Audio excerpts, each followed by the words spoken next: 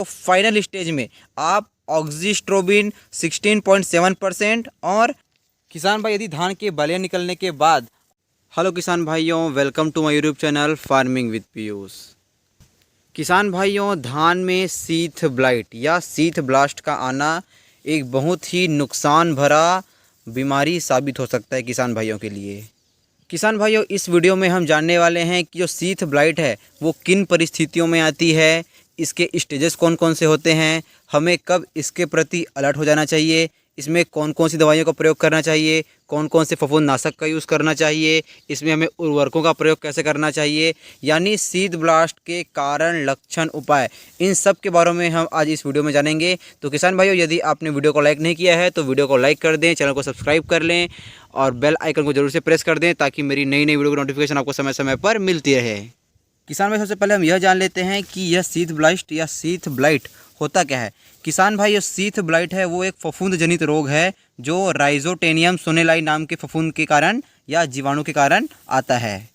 यदि अब हम इसके लक्षण की बात करें तो जैसा कि हम देख सकते हैं कि जो धान के जो तने होते हैं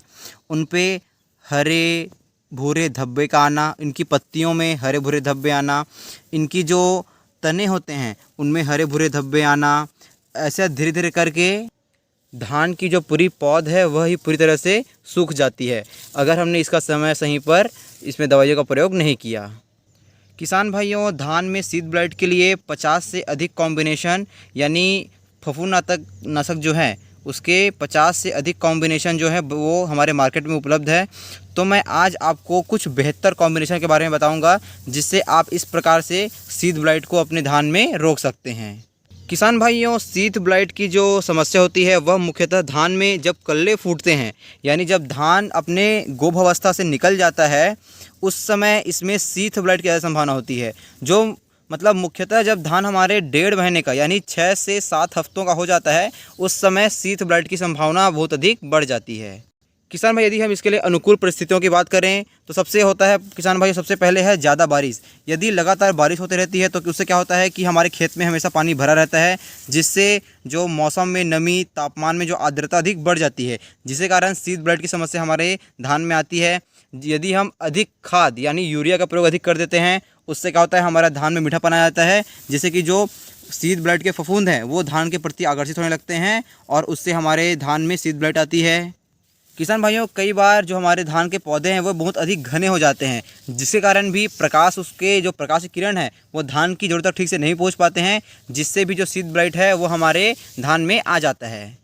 किसान भाइयों, जो सीथ ब्लाइट का फफूंद होता है वह मुख्यतः क्या होता है, ज़मीन में होता है, जो धीरे धीरे उनको अनुकूल परिस्थितियाँ मिलती जाती हैं और वह धीरे धीरे धान के तनों पे आता है, उसके बाद तने से लेके उसे धीरे धीरे ऊपर बढ़ते जाता है। किसान भाइयों, सीथ का मतलब है धान की पत्ती का वह हिस्सा जो तने से लिपटा हो, यानी जैसे कि ये जो पत्ती है इसे ही हम सीथ बोलते हैं और इन पत्तियों के इस प्रकार सूखने को ही हम ब्लाइट बोलते हैं, यानी इस प्रकार की समस्या को हम धान के पत्तियों का सूखना या सीथ ब्लाइट कहते हैं। किसान भाइयों, शुरू में तो यह जो पत्ते हैं वो अंडाकार रूप में मुड़ जाते हैं, उसके बाद इसमें भूरे सफ़ेद पत्ते आते हैं जो नीचे से लेकर धान के पूरे ऊपरी पौधों तक फैल जाता है और यह धान को पूरी तरह से झुलसा देता है। किसान भाई, इसके जो फफूंद होते हैं वह जो है हल्के झाग युक्त दिखते हैं और इसके जो फंगस होते हैं वो सफ़ेद सफ़ेद रूप में हमें धान के पौधों में या उनकी बालियों में दिखने शुरू हो जाते हैं और बाद में यही फंगस धीरे धीरे धान की पत्तियों में पोटली का निर्माण करते हैं जिससे बीमारियां अधिक बढ़ जाती हैं। यदि आप चाहते हैं कि आपके धान की फसल में सीथ ब्लाइट ना आए तो इसके लिए आपकी फसल जब 1 महीने से ऊपर हो जाए तो 10-10 दिन के अंतराल में आपको स्यूडोमोनास फ्लोरोसेंस को 1 लीटर पानी में घोल लेना है और उसे प्रति हेक्टेयर के हिसाब से 3 बार में अपने खेतों में छिड़काव कर देना है। या फिर आप जो स्यूडोमोनास फ्लोरोसेंस है उसके 2.5 किलो दानेदार को प्रति हेक्टेयर के रूप में रेत या गोबर में मिलाकर अपने खेत में फेंक दे, जिससे आपके खेतों में जो फफूंदनाशी है वो पूरी तरह से मर जाएंगे और सीथ ब्लाइट की समस्या आपके खेतों में नहीं आएगी। और हाँ किसान भाइयों, जब भी आप अपने खेत में यूरिया का प्रयोग करें तो एक साथ बहुत सारा यूरिया ना डालें, हमेशा यूरिया या उर्वरकों को 2-3 बार में थोड़ा थोड़ा करके छिड़काव करें जिससे आपके खेतों में सीथ ब्लाइट की समस्या नहीं आएगी। और आप अपने खेतों में जल प्रबंधन का व्यवस्था हमेशा करें, यानी हमेशा अपने खेतों में जल भराव ना रखें, समय समय पर जल को निकाल दें और समय समय पर उसमें जल भरें ताकि सीथ ब्लाइट की समस्या आपके खेतों में ना आ पाए। किसान भाई अब हम जान लेते हैं कि इसके लिए हम कौन कौन से फफूंदनाशी का प्रयोग करेंगे। तो किसान भाई इसके लिए यदि आपके खेतों में यदि फफूंद का हल्का अटैक है, यानी सीड ब्लाइट की जो शुरुआती चरण होगा, तो उसके लिए आप हेक्सोकोनाल 5% EC का 1 लीटर प्रति हेक्टेयर के हिसाब से छिड़काव अपने खेतों में कर सकते हैं। और यदि आप सभी प्रकार के फफूंद के लिए दवा डालना चाहते हैं तो उसके लिए आप टेबुकोनाजोल का 25.9% EC वाला जो 600 ml प्रति हेक्टेयर के हिसाब से छिड़काव कर सकते हैं।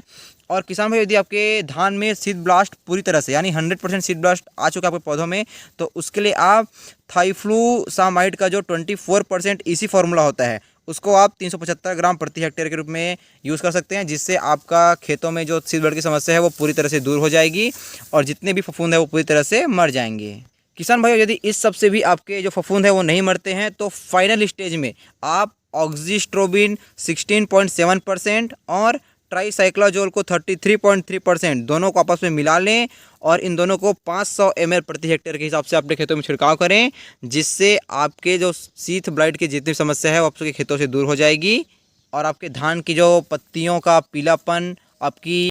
पूरी तरह से ख़त्म हो जाएगा।